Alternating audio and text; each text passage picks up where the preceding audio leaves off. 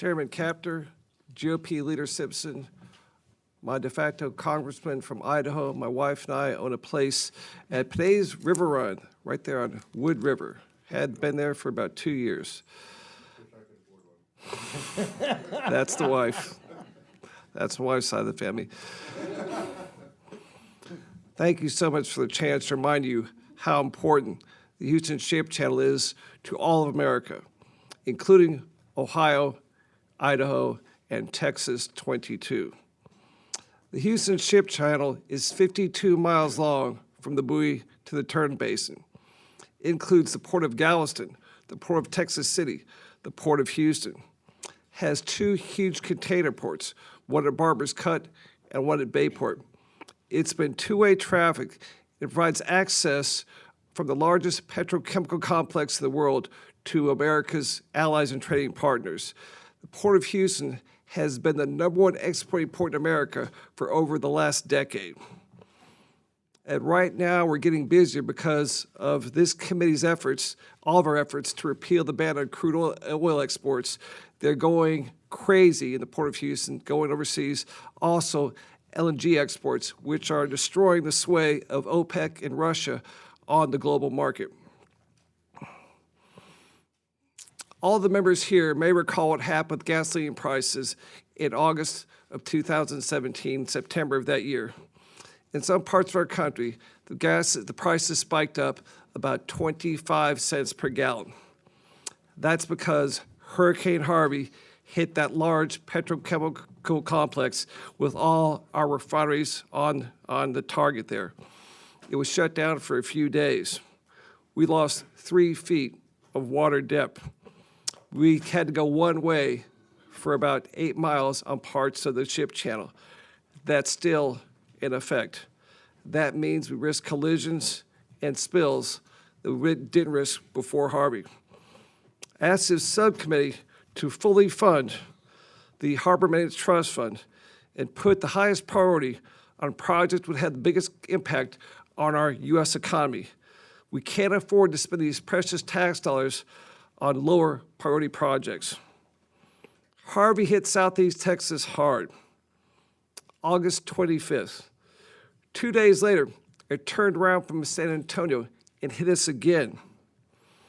The whole world marveled how the ordinary Texans did extraordinary things to recover from Hurricane Harvey. We were and are Houston strong, but we need to be Houston stronger. Since Harvey came ashore, we've been working with the Corps of Engineers on measures to prevent future floods from hurricanes. We've made small progress, small amounts of money. We've got studies going on. We need your help. Our recovery has been way too slow. Harvey hit us almost 2 years ago, and right now, as I speak, we are 21 days away from the hurricane season of 2019 starting. This committee has helped to break through legal and regulatory walls, hindering our ability to stop flooding from another Harvey. I'd also like to talk about what happened during Hurricane Harvey and how important it is to have a diversified energy policy. A coal plant had 4 plants go down during Hurricane Harvey. They were knocked offline. Also, right on site, 4 natural gas plants kept up and running. But the biggest power source through Hurricane Harvey was the South Texas Nuclear Project in Bay City, Texas. She was hit directly by the bad side of Harvey, the northeast quadrant. Not a blip, not a flicker throughout that terrible storm. That nuclear plant kept our community online and saved countless lives.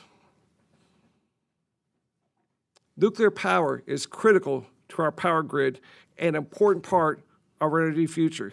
We have companies working on small modular reactors to build the next generation of nuclear plants. They are safe, reliable, and very clean, but their future is uncertain. I hope this subcommittee will put emphasis on small modular reactors.